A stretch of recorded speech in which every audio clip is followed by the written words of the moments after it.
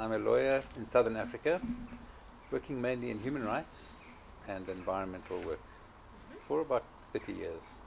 Recently, a lot of work with the San peoples of Botswana, South Africa and Namibia.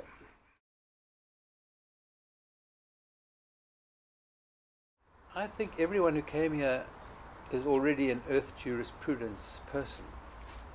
And everyone does it in their own way, and their own ways are correct. But by having heard so many others practicing in different ways, actually, different fields, different countries, some in an academic field, some in a deeply practical field, and we're all doing exactly the same thing, or we are bound by the same spirit, and we are doing it in different fields.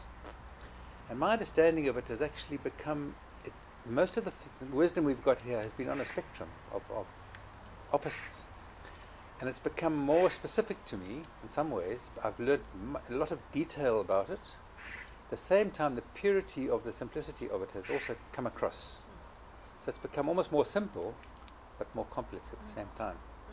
And it's a very powerful message, which can only gather power, actually, or not power, can only gather force.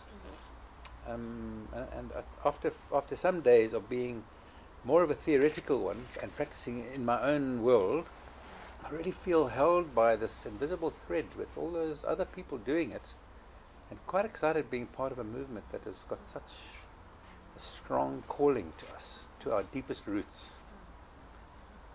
And I think allowing us to not be efficient and program ourselves and listen to the forests and listen to song and allow the tricksy element to come in has actually, many of us who trained in a left brain way, lawyers and so on, really you get trapped there.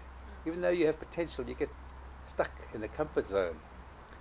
And this has brought, as a practicing Earth Jurisprudence person, I feel, I can speak for myself, I feel really enriched and empowered actually in that this is probably the overarching vision that captures my life, and my life's work, and when I go home the way I am. So it captures more than one's working world. It's a very soft umbrella that actually covers us all.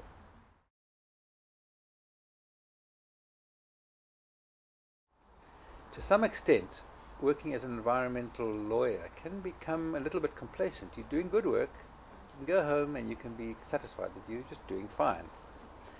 But if you become an activist again, and you become imbued with that little spark of activism, it means that nothing you do will ever be at that, you'll never be complacent. You'll actually look for opportunities to share and to connect. And so I've thought that there might be a cycle where one actually stops being an activist. Well, I think it looks like that cycle has come around. And I feel that activism again, and the need to sort of, to do more and to not stop work at a certain time. It fills your life. You can't carry too many missions in your life, but I feel this is a mission that I'll carry now really strongly.